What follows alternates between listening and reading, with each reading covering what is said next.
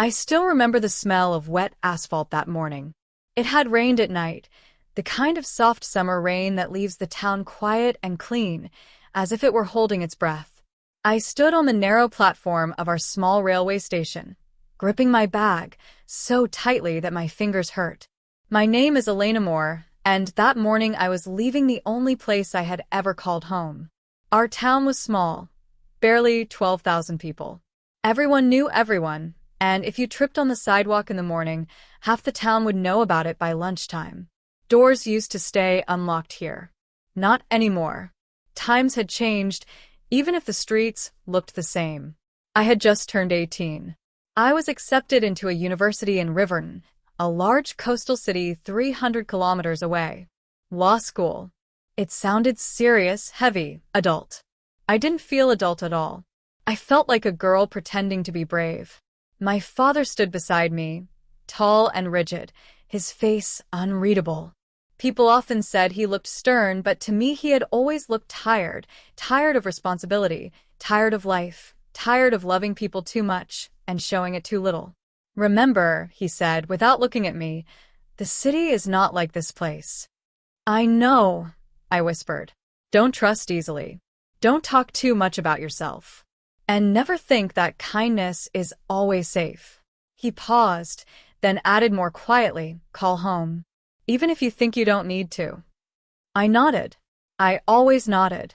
Arguing with my father felt like trying to move a mountain with bare hands.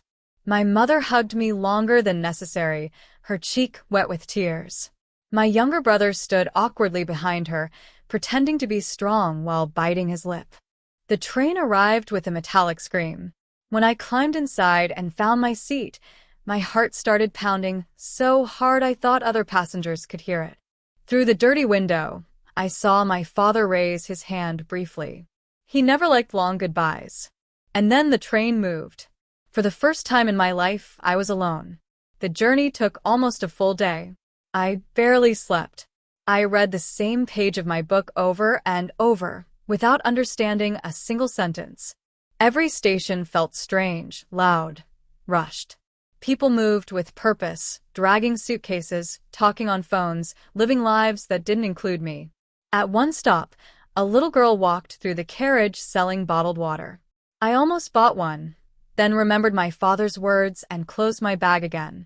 Fear sat quietly beside me the entire way. By the time we reached Riverton, night had fallen. The city glowed, neon signs, streetlights, traffic that never seemed to stop. It was beautiful and terrifying. I stepped onto the platform and froze. So many people. So many directions. Everyone seemed to know exactly where they were going. I didn't. "Miss, do you need help?" A woman in a dark coat smiled at me. I shook my head quickly. Too quickly. "No, thank you." I stood there until the crowd thinned, then pulled out my phone and called Aunt Margaret, my father's older sister. I had met her only a handful of times. She lived alone, worked too much, and, according to family whispers, had a complicated past. "I'm here," I said when she answered. "Good," she replied calmly. "Stay where you are. I'll come to you." She arrived 15 minutes later, confident, elegant, with short silver hair and sharp eyes that missed nothing. "You look exactly like your mother did at your age," she said instead of hello. Her apartment overlooked the harbor. It was nothing like our house back home. Modern, clean lines, expensive furniture, silence that felt deliberate. Everything smelled of coffee and something citrusy. "Make yourself comfortable," she said. "We'll talk later." That night, after a hot shower and a simple dinner, we finally sat across from each other.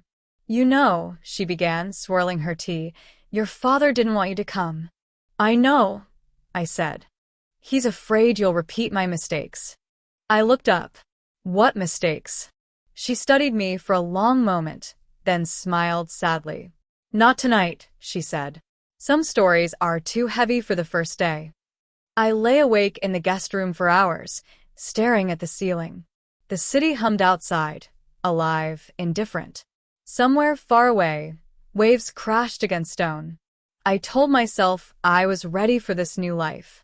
I was wrong. But that road, That train ride, that first night, had already changed everything. And there was no turning back. The city did not give me time to be afraid. By the second morning in Riverton, I realized one simple truth. If you hesitated, you were pushed aside. People walked fast, talked fast, lived fast. There was no patience here for uncertainty, no sympathy for wide eyes and shaking hands. I woke up early, long before my aunt. The apartment was quiet, almost sterile in its calm. I made coffee the way my mother had taught me, though it tasted different here, bitter, sharper. I stood by the window and watched the harbor wake up. Ships moved slowly, confidently, as if they belonged here. I wondered if I ever would. University enrollment started that day. I dressed carefully, choosing my simplest outfit. I didn't want to look provincial, but I also didn't want to look like I was pretending. As I tied my hair back, my hands trembled slightly. I told myself it was just excitement. At breakfast, Aunt Margaret looked at me over her cup. "You're nervous," she stated. "Yes." "Good," she said calmly. Nervous people are careful. The university building was massive. Glass, stone columns, everything about it screamed importance. I stood at the entrance for a full minute before forcing myself to go inside. Around me were young people laughing, arguing, flirting. They looked confident, entitled to be there. I felt like an imposter. Inside, the air smelled of paper, perfume, and ambition. I followed the signs to the admissions office, clutching my documents like a lifeline. When my turn finally came, a woman barely older than me flipped through my papers. "Excellent grades," she said without emotion. "Entrance exams start next week." "Thank you," I whispered. She slid the folder back to me and smiled briefly. "Don't be late." Outside, my legs felt weak. I sat on the steps and let the sun warm my face. I had done it. The first step. Yet instead of relief, a strange heaviness settled in my chest. The city still didn't feel real. The days before the exams passed in a blur. I studied constantly, in the apartment, in libraries, in cafes where no one noticed me sitting for hours with the same cup of tea. I learned the streets, the bus routes, the rhythm of Riverton. I stopped flinching every time someone bumped into me. One afternoon, while waiting at a pedestrian crossing, I felt a sudden tug at my bag. I reacted too slowly. A boy, maybe 10 or 11, darted away, disappearing between cars. My wallet was gone. I stood frozen, my heart pounding. People rushed past me, indifferent. No one stopped. No one asked if I was okay. When I finally made it home, I sat on the edge of the bed and cried. Not because of the money, but because I felt stupid. My father had warned me, and still I had failed on my first test. Aunt Margaret listened quietly as I told her. "You paid tuition to the city today," she said after a pause. "What?" "You learned a lesson. That always costs something." I wiped my eyes. Do I ever stop feeling like this? Like what? Small. She looked at me for a long moment. "Yes," she said honestly. "But you stopped being afraid of it." The exams came. On the morning of the first one, my stomach twisted so badly, I thought I might faint. The examination hall was enormous, filled with whispers and tension. When my name was called, I walked to my seat like I was walking into a courtroom. The questions were hard, harder than I expected. I answered carefully, methodically, reminding myself to breathe. When time was called, my hands were cramped, my head aching. I left the building exhausted but strangely calm. Whatever happened, I had given everything I had. The results came 3 days later. I didn't get in. I stared at the list again and again, hoping my name would magically appear. It didn't. That night, I didn't cry right away. I sat silently at the kitchen table while my aunt cooked dinner. "So," she said gently, "what now?" "I don't know," I admitted. "You can try again next year." "I need to work," I said quickly. "I can't go home." She nodded. "Then tomorrow we find you a job." Finding work was harder than I imagined. No one wanted a girl with no experience. Offices were polite, but dismissive. Shops smiled apologetically. By the end of the week, my confidence was cracked. On Friday evening, Aunt Margaret mentioned an acquaintance, a widowed businessman with a teenage son who needed temporary help. "Live in," she added carefully, "just until we find something better." The words scared me. "I don't want to live with strangers," I said. "You don't have to," she replied. "I'll negotiate." The next morning, we drove to a large house on the edge of the city. It looked unreal. Tall gates. Perfectly trimmed trees. A house that seemed more like a hotel than a home. I felt out of place immediately. The man who greeted us was not what I expected. He was tall, fit, with calm, observant eyes. His presence filled the space without effort. "This is Elena," my aunt said. "My niece." He smiled politely. "Nice to meet you." His son stood behind him, pale, thin, with careful movements. His eyes were intelligent, watchful. "I'm Daniel," he said softly. I smiled before I could stop myself. "I'm glad to meet you." Something in his expression changed, relief, maybe. That was when I understood something important. The city had taken from me, but it was also about to give me something I never expected. And I had no idea how much it would cost. I thought I knew what silence was. Back home, silence meant evenings when the electricity went out and we sat by candlelight, listening to my mother hum softly while my father read the newspaper. Silence there was warm, familiar, filled with unspoken understanding. The silence in Daniel's house was different. It was heavy, expensive, carefully maintained, like the polished floors and spotless windows. Every sound echoed too loudly. Footsteps, doors closing, even breathing. It felt as if the walls were watching, measuring whether I belonged there. I didn't live in the house. That had been my condition. Every morning, a driver picked me up, and every evening he took me back to my aunt's apartment. It helped me sleep at night, knowing I had my own space, even if it was temporary. Daniel waited for me every morning. He always stood in the same place near the staircase, holding onto the railing lightly, as if reminding himself where he was. His movements were cautious, but determined. I noticed that when he smiled, it reached only half of his face, like he was afraid to let himself feel too much. "Good morning, Elena," he said on my first official day. "Good morning," I replied, suddenly aware of how young my voice sounded in this house. His father, Mr. Hale, watched us from a distance. He never interfered, never rushed us. There was something restrained about him, as if he had trained himself not to expect too much from life. My job was simple: help Daniel move around, read to him, keep him company, make sure he took his medication on time. No cleaning. No cooking. There were people for that. But emotional work is never simple. Daniel talked a lot. At first, cautiously, testing me like someone dipping a toe into cold water. He told me about his childhood, about growing up in this enormous house that always felt too big for 3 people. About his mother, who had died years earlier, leaving behind her portrait in the hallway and a silence no one dared to disturb. "She used to fill every room," he said once, staring at the window. "After she died, the house didn't shrink. It expanded." I didn't know what to say. So I listened. And that was enough. Days passed quickly. Too quickly. I found myself looking forward to mornings, to Daniel's stories, to the way he relaxed when I laughed at his jokes.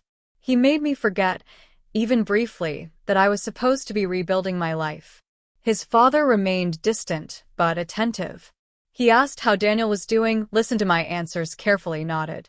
Sometimes our eyes met, and I felt strangely transparent, like he could see straight through my polite smile.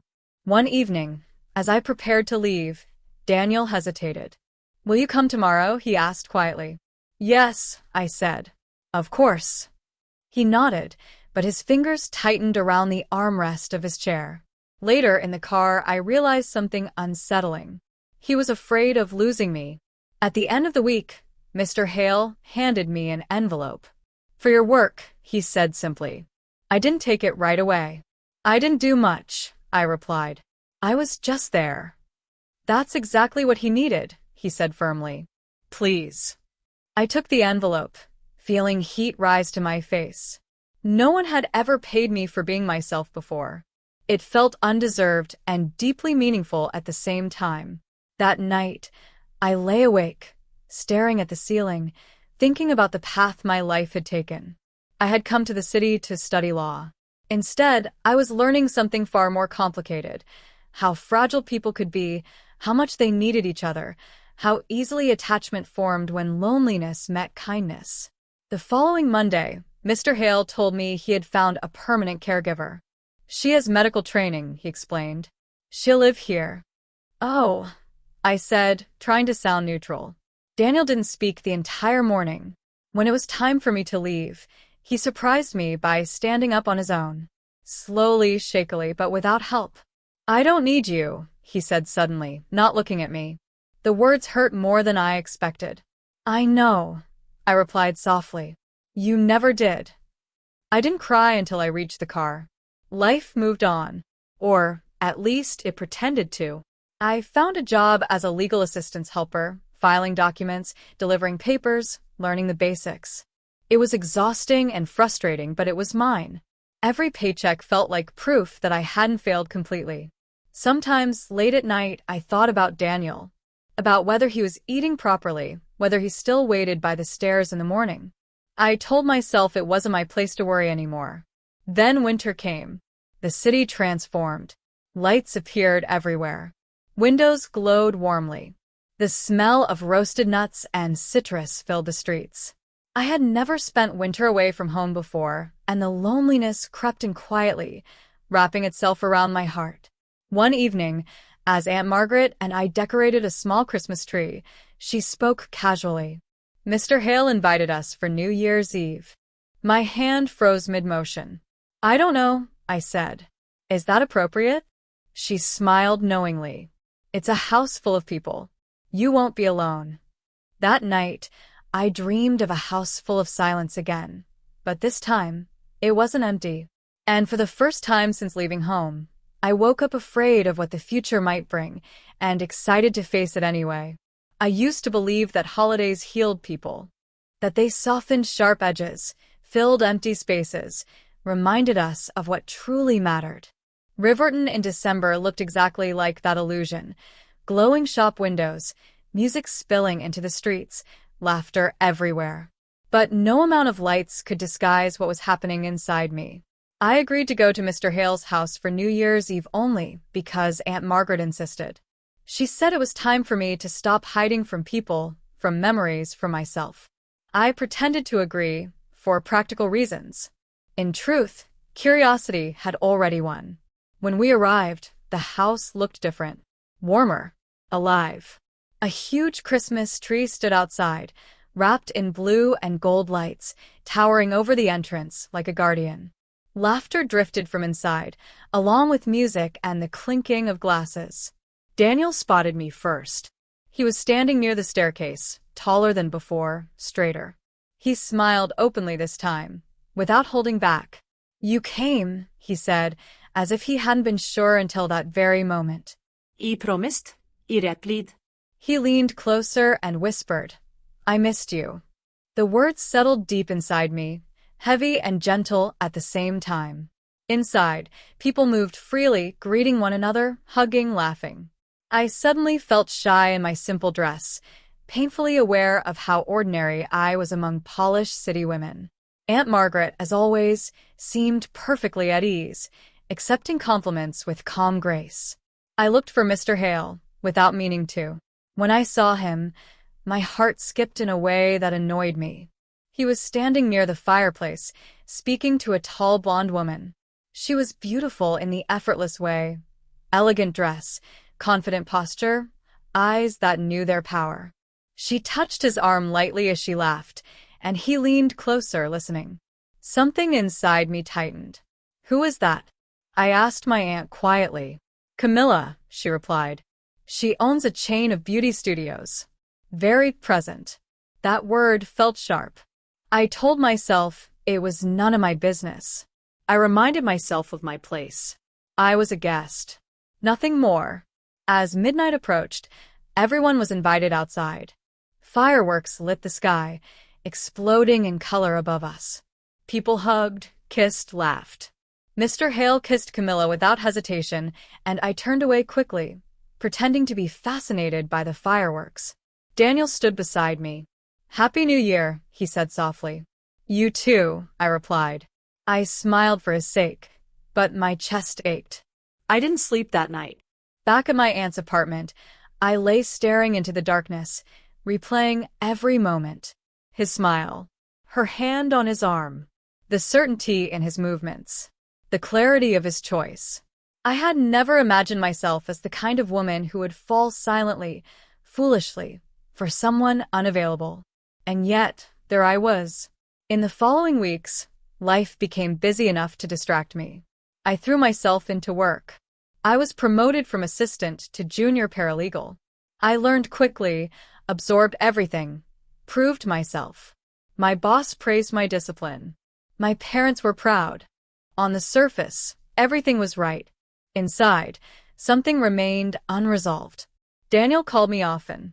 We talked about his recovery, about books, about trivial things. He never mentioned his father. I never asked. One evening, after a particularly long day, my phone rang again. "Elena," Daniel said, sounding hesitant, "can I ask you something?"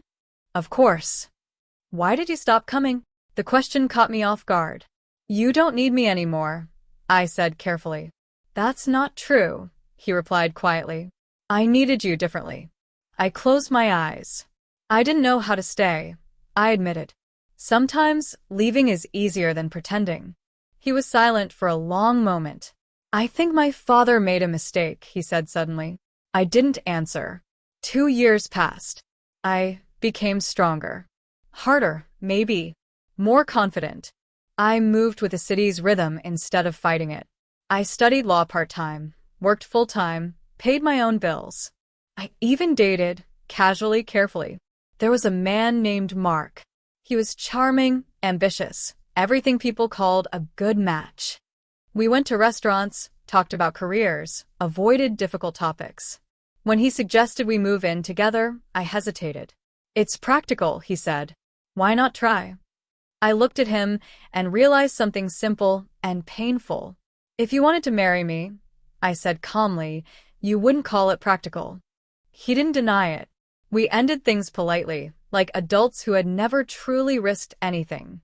That night I cried, not because of him, but because I understood myself better than before. One evening, as snow fell heavily outside, Aunt Margaret told me something she had avoided for years. "Mr. Hale and Camilla are engaged," she said quietly. I nodded, pretending it didn't matter. "They're not happy," she added after a pause. That mattered more than I wanted it to. Months later, Daniel called again.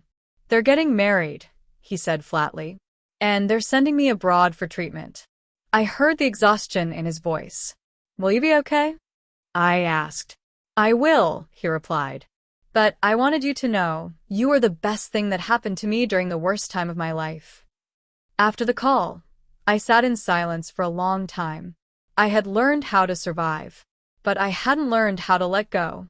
And deep down, I sensed that the story between us, between all of us, was not finished yet. I learned the hard way that the past doesn't disappear just because you stop talking about it. It waits, quietly, patiently, until the moment you finally believe you've outgrown it. Then it knocks, not loudly, not dramatically, but insistently enough that you can no longer pretend you don't hear it. By the time Daniel left for treatment abroad, my life had settled into something that looked like stability. I worked full-time at the law firm, studied in the evenings, paid rent to my aunt, and sent money home when I could. I had my routine, my favorite cafe, my usual bus seat. I even had colleagues who asked about my weekend and meant it. From the outside, I was doing well. Inside, I had built careful walls. Daniel's departure left a quiet gap in my days.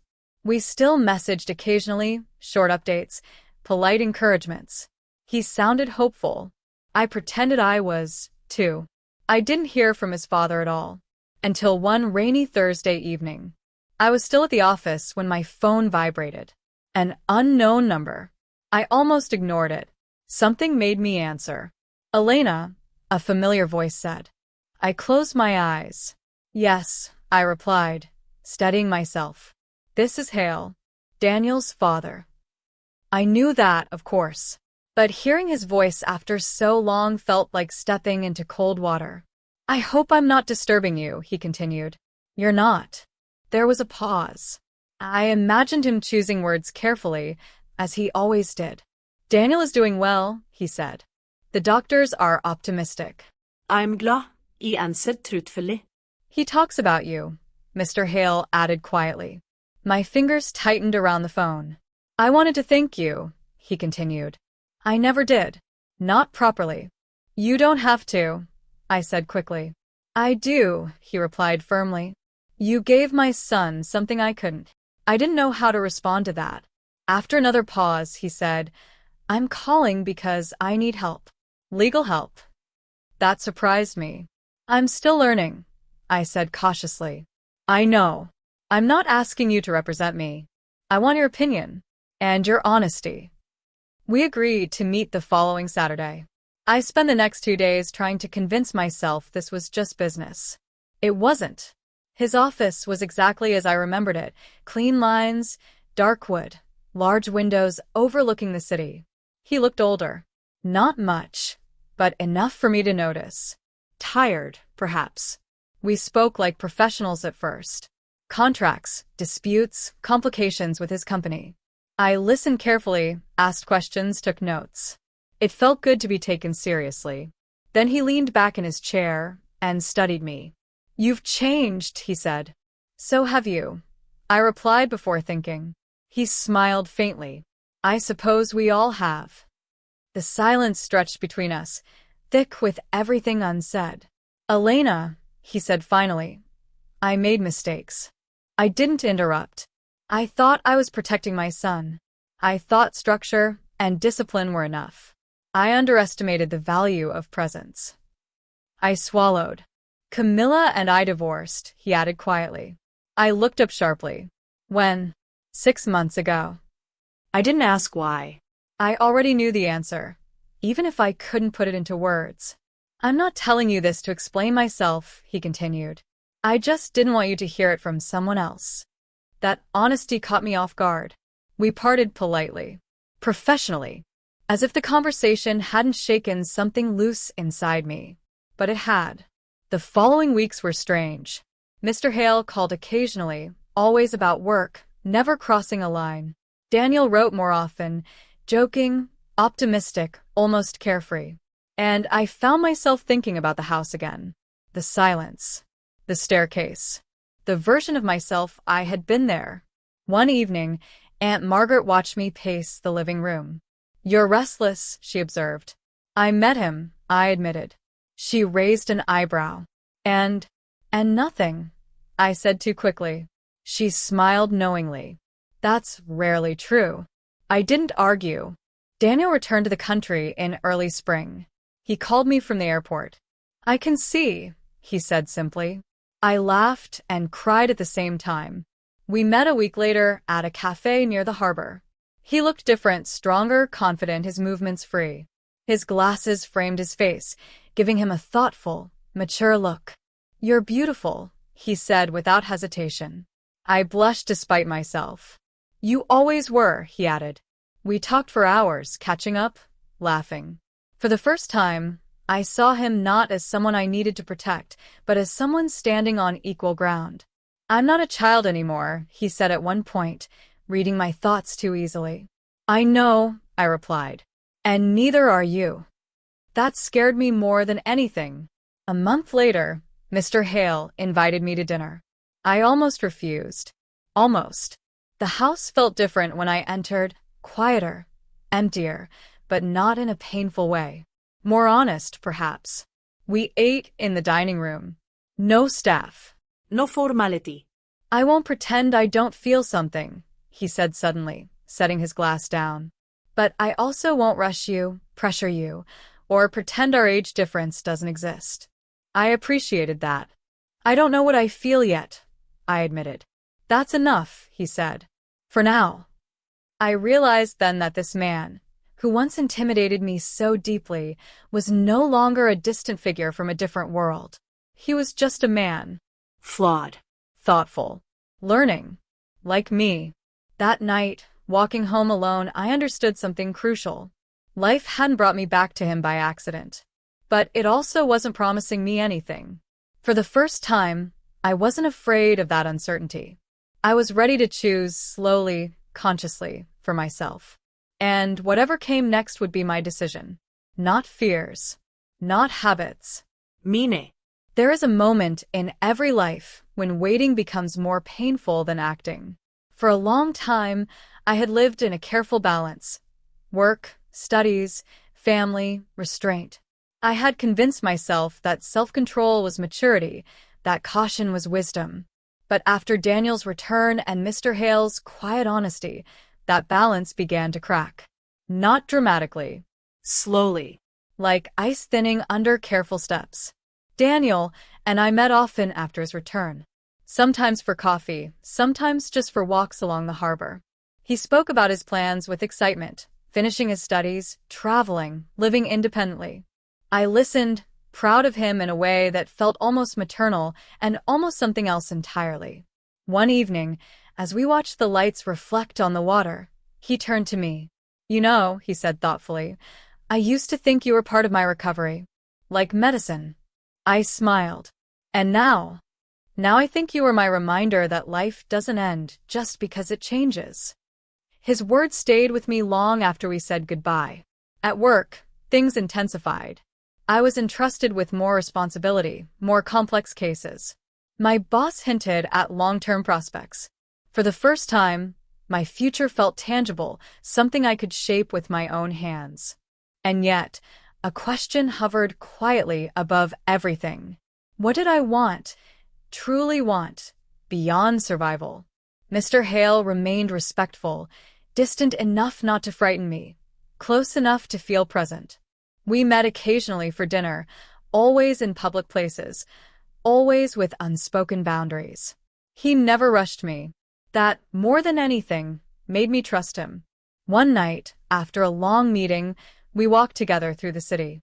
"I won't ask you for anything," he said suddenly. "Not now. Maybe not ever." I stopped walking. "That's not fair," I replied. He looked at me, surprised. "Why?" "Because choosing nothing is also a choice," I said quietly. "And it leaves all the weight on me." He nodded slowly. "You're right," he admitted. "Then tell me, what do you need?" I took a deep breath. "Time," I said. "And honesty. You have both." The turning point came unexpectedly. I was visiting my parents when my father fell ill. Nothing dramatic, but enough to remind me how fragile everything was. Sitting by his bed, holding his hand, I suddenly understood the depth of what he had given me. Strength disguised as severity, love hidden behind silence. That night, my mother said softly, "You've grown. But don't forget, strength isn't only endurance. Sometimes it's allowing yourself to be happy." I carried those words back with me. A week later, I agreed to spend a weekend at Mr. Hale's house. Not as an employee, not as a guest, as myself. The house no longer intimidated me. It felt like a place that had learned to breathe again. Daniel was there too, cheerful, independent, teasing his father mercilessly. "You look nervous," he whispered to me. "I am," I admitted. "Good," he smiled. "That means it matters." That evening, after dinner, Mr. Hale and I sat by the fireplace. The silence between us was no longer heavy. "I don't want to replace anyone," I said suddenly. "Not your past. Not your memories." "I don't want you to," he replied. "I want something new. Something real." I looked at him, really looked, not as the powerful man he once seemed, not as Daniel's father, not as a symbol of something unreachable, just as a man who had suffered, learned, and was still willing to try. "I'm afraid," I admitted. "So am I," he said softly. That shared fear felt like a bridge. In the days that followed, I felt lighter, more grounded. as if I had finally allowed myself to step fully into my own life instead of hovering at its edges. Daniel noticed it immediately. "You're different," he said one afternoon. "I decided to stop running," I replied. He smiled. "About time." I didn't know what the future would bring. There were still challenges ahead, judgment, doubt, obstacles I couldn't yet imagine. But for the first time, I wasn't choosing based on fear or obligation. I was choosing with open eyes. And that courage, fragile, imperfect, real, was the greatest thing the city had given me. People often say that happiness is loud, that it announces itself with fireworks, applause, dramatic confessions, and grand gestures. For a long time, I believed that too. I waited for some clear sign, a moment when everything would suddenly fall into place, and I would know, without doubt, that this was it. But happiness came to me quietly, almost cautiously. By the time spring settled fully into the city, I had finished another semester of law school. I passed my exams well, better than I had expected. My work at the firm had become stable, even respected. Colleagues no longer saw me as the girl from the provinces. I was simply Elena, reliable, thoughtful, competent. And yet, the most important changes happened far from courtrooms and documents. I began spending more time at Hale's house. Not every day. Not impulsively. Slowly. On my terms. The house no longer felt like a museum of loss. It had learned to accept new sounds, laughter, music, conversations that stretched late into the evening. Daniel moved freely through its rooms, no longer counting steps or holding onto walls. Sometimes I caught Mr. Hale watching his son with quiet amazement, as if still adjusting to this miracle. One evening, Daniel announced at dinner that he had rented his own apartment. "I'm not disappearing," he said quickly, seeing our reactions. "I just want to live." Mr. Hale nodded, pride and sadness mixing in his eyes. "You should," he said. "You've earned it." After Daniel moved out, the house changed again. It became calmer, more intimate. There were moments when I questioned myself, whether I belonged there, whether I was ready for this level of closeness. But every time doubt crept in, honesty followed. One night, as we sat on the terrace watching the city lights flicker below, Mr. Hale spoke words that stayed with me. "I don't want to own you," he said quietly. "I don't want you to shrink your life to fit mine." I turned to him. "Then what do you want?" "To walk beside you," he answered. "If you'll let me." That was the moment I knew. Not because everything suddenly felt perfect, but because it felt real. Telling my parents was harder than I expected. My father listened in silence as I explained my life, my work, my studies, my relationship. He didn't interrupt, didn't frown, didn't raise his voice. When I finished, he leaned back and sighed. "You chose this yourself," he said finally. "That matters." My mother took my hands. "Are you happy?" she asked. I didn't hesitate. "Yes." That was enough for her. My father hugged me awkwardly, briefly, but with a sincerity that made my throat tighten. "Then don't waste it," he said. The city no longer intimidated me. I walked its streets with familiarity, confidence. I knew where I was going, not just physically, but in life. I stopped measuring myself against others, stopped apologizing for taking up space. One evening, as summer approached, Mr. Hale asked me to marry him. There was no ring yet, no audience, no pressure. Just a question asked honestly. I didn't answer immediately. Instead, I asked him something in return. "If one day I decide I want something different, will you let me go?" He didn't flinch. "Yes," he said, "because love isn't a cage." I smiled through tears. "Yes," I replied. Our wedding was small. Family. Close friends. No extravagance. Daniel stood beside us, smiling, proud, whole. As I looked around, I realized something profound. I had not lost myself in this life. I had found myself. The girl who once arrived in the city with trembling hands had grown into a woman who knew her worth, who understood that love did not mean sacrifice of identity, that strength could be gentle, that happiness could be quiet and deep. That night, as we stood together watching the city lights, I thought about that first train ride, about fear and hope tangled together. I would take that road again. Every time, because it led me here, to the life I chose.